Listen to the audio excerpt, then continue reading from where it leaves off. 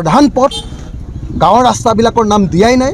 প্ৰধান পথবিলাকৰ নাম দিওঁতে ইয়াত 21টা ৰাস্তাৰ নাম ওলাইছে, যি 21টা ৰাস্তা বিজেপি চৰকাৰ অহাৰ পাছত এক টুকুৰা শিল পৰ্যন্ত এতিয়ালৈকে পেলোৱা নাই।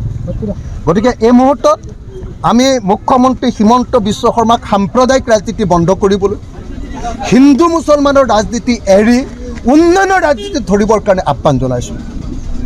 তেওঁ এতিয়া তেওঁৰ মিছনটো হ'ল যে ঝাৰখণ্ডক তেওঁ ভাৰতবৰ্ষৰ 1 নম্বৰ ৰাজ্য কৰিবলৈ গৈছে। অসমক তেওঁ তলফালৰ পৰা 6 নম্বৰ ৰাজ্য কৰিব। তলফালৰ পৰা 6 নম্বৰ, 33খন ৰাজ্যৰ ভিতৰত অসম ভাৰতৰ 6 নম্বৰ ৰাজ্য তলফালৰ পৰা, আৰু ওপৰৰ পৰা 27 নম্বৰ ৰাজ্য কৰি আগতকৈ ৰাজ্যখনৰ অৱস্থা বেয়া কৰি গোটেই ৰাজ্যখনক সম্পূৰ্ণৰূপে ঋণত ডুব যোৱাই এতিয়া তেওঁ ঝাৰখণ্ডক 1 নম্বৰ ৰাজ্য কৰিবলৈ লাগি আছে। তেওঁ অসমৰ ৰাজনীতিত নাই, তেওঁ এতিয়া অকল ঝাৰখণ্ডৰ ৰাজনীতিক লৈ অসমৰ পইচা নি 2 নম্বৰী চব পইচাবিলাকেৰে ঝাৰখণ্ডত তেওঁ ইলেকশ্যন খেলি আছে। সেইকাৰণে হিমন্ত বিশ্ব শৰ্মাক প্ৰত্যাহ্বান জনাইছোঁ, তেখেতৰ যদি সৎ সাহস আছে তেখেতে এবাৰ ৰঙা নদী সমষ্টিলৈ আহি এই ৰাস্তাবিলাক এবাৰ ভ্ৰমণ কৰক আৰু তেখেতৰ উন্নয়নৰ 1 নম্বৰ ৰাজ্য, ভাৰতৰ 1 নম্বৰ ৰাজ্য কৰা এই ৰাজ্যখন এবাৰ চাই যাওক। তেওঁৰ ৰাজ্যত তেওঁৰ দিনত অসমৰ ৰাইজৰ অসমৰ মূল পথবিলাক, মূল PWDৰ পথবিলাক বা ষ্টেট হাইৱেবিলাকৰ অৱস্থা কেনেকুৱা তেওঁ ইয়াত আহিলে দেখিবলৈ পাব। গতিকে আজি স্থানীয় ৰাইজে ইয়াত প্ৰতিবাদ সাব্যস্ত কৰিছিলে। মই ৰাইজৰ দলৰ সভাপতি হিচাপে আজি ৰঙা নদী সমষ্টিত এটা গণসমাৱেশত যোগ দিবলৈ আহিছোঁ। গতিকে চিলনীবাৰীত হোৱা এই গণসমাৱেশত যোগ দিবলৈ আহোঁতে মই ৰাইজৰ এই আন্দোলনত, এই মানৱ শৃংখলৰ কাৰ্যসূচীত অংশগ্ৰহণ কৰিলোঁ।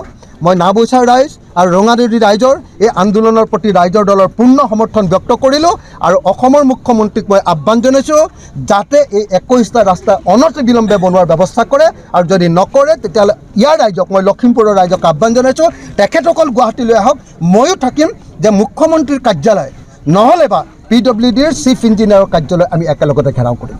ধন্যবাদ। মই গোটেই অসমখন ঘূৰি ফুৰোঁ, কিন্তু নাওবৈচা সমষ্টি আৰু ৰঙা নদী সমষ্টি, এই লখিমপুৰৰ এই দুটা সমষ্টিৰ ৰাস্তা পদূলি যিমান বেয়া, মই অসমৰ কোনো ঠাইতে ইমান ভয়ংকৰ ৰাস্তা পদূলি ক'তো দেখা নাই। আজি আমি ইয়াত যিটো মানৱ শৃংখল কৰিলোঁ, এই মানৱ শৃংখলৰ জৰিয়তে আমি 11টা ৰাস্তা, 21টা ৰাস্তা, ইয়াত আমি 21টা ৰাস্তা আপোনালোকৰ সন্মুখত তুলি ধৰিছোঁ আৰু অসমৰ মুখ্যমন্ত্ৰী আৰু অসমৰ সন্মানীয় PWD মিনিষ্টাৰ হিমন্ত বিশ্ব শৰ্মালৈ এই মেমৰেণ্ডাম আমি প্ৰেৰণ কৰিছোঁ। আমি ক'ব খুজিছোঁ যে হিমন্ত বিশ্ব শৰ্মাই সাম্প্ৰদায়িক ৰাজনীতি এৰি, ঠাইৰ নাম সলোৱা ৰাজনীতি এৰি উন্নয়নৰ ৰাজনীতি ধৰিব লাগে। অসমৰ মুখ্যমন্ত্ৰীয়ে কৈছিলে, ভাৰতবৰ্ষৰ প্ৰধানমন্ত্ৰীয়ে কৈছিলে যে অসমক ভাৰতবৰ্ষৰ বিজেপিৰ যদি চৰকাৰ হয় অসমক ভাৰতবৰ্ষৰ 1 নম্বৰ ৰাজ্য কৰিব। কিন্তু অসমক ভাৰতবৰ্ষৰ 1 নম্বৰ ৰাজ্য কৰা বিজেপি চৰকাৰৰ দিনত আমাৰ ৰঙা নদী বিধানসভা সমষ্টি আৰু আমাৰ নাওবৈচা বিধানসভা সমষ্টিত ৰাস্তাবিলাক প্ৰায় আটাইবিলাক ৰাস্তা পুখুৰীত পৰিণত হৈছে। এনেকৈ ভয়াৱহ ৰাস্তা আমি ক'তো দেখা নাই। ইয়াৰ স্থানীয় বিধায়ক শ্ৰীযুত ভৰত নৰহ ডাঙৰীয়া তেখেত সম্পূৰ্ণৰূপে ব্যৰ্থ হৈছে।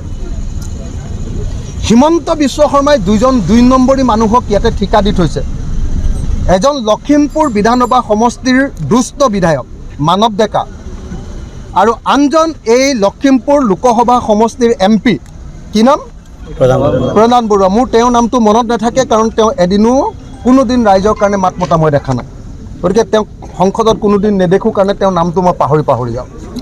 প্ৰধান বৰুৱা আৰু মানৱ ডেকা নামৰ দুষ্ট দুজন প্ৰতিনিধিয়ে কি কৰিছে, ইয়াৰ ৰাস্তাবিলাক কাটি নি বেলেগ ঠাইত গৈ বনাই আছে, বা তেওঁলোকৰ বেলেগ ঠাইত নিজৰ এজেণ্ডা অনুসৰি, সাম্প্ৰদায়িক এজেণ্ডা অনুসৰি কাম কৰি আছে। সেইকাৰণে ৰঙা নদী সমষ্টি আৰু নাওবৈচা সমষ্টিত ৰাস্তা পদূলি এনেকুৱা ভয়াৱহ যে মই এতিয়ালৈকে 4-5 বাৰ এই 3 মাহমানৰ ভিতৰত আহিলোঁ। 4-5 মাহত মোৰ একদম কঁকাল বিষ হৈ গৈছেগৈ। সকলো মানুহে কৈছে যে ৰাস্তা পদূলি ইয়াত নবনাই, ভয়ংকৰভাৱে বেয়া ইয়াৰ ৰাস্তা পদূলি। আপোনালোকক সেইকাৰণে মই ইয়াতে মই আপোনালোকক আপোনাৰ 21টা ৰাস্তাৰ নাম দিছোঁ। এই 21টা ৰাস্তা যদি আপোনালোকে চায় তেতিয়াহ'লে দেখিবলৈ পাব যে এই 21টা ৰাস্তাৰ ভিতৰত 21টা ৰাস্তাই পুখুৰী এইবিলাক ৰাস্তা হৈ থকা নাই, অথচ এইবিলাকৰ কোনোবা এটা ষ্টেট হাইৱে, কোনোবা এটা একদম প্ৰধান PWD পথ আৰু প্ৰত্যেকটো পথে অত্যন্ত গুৰুত্বপূৰ্ণ হস্পিটেললৈ অহা